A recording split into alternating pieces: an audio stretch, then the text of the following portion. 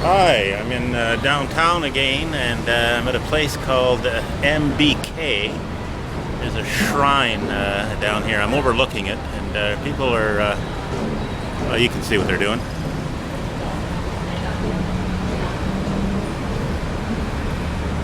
They come and burn incense, say some prayers, usually asking for something, like the shoes that I want today be on sale. And then they often leave a bit of food. Sometimes they kneel down. There's only two there now. A few minutes ago there was significantly more.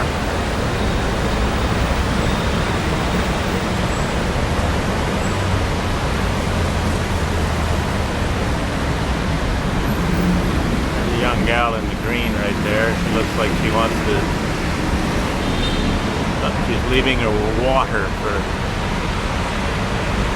God Buddha.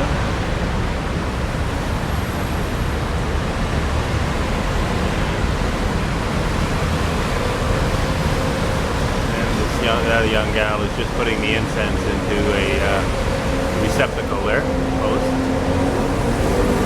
The girl with the green walking away has a handful of incense. She'll light it on fire and put it in the receptacle. Oh, she's lighting it on fire now, yeah.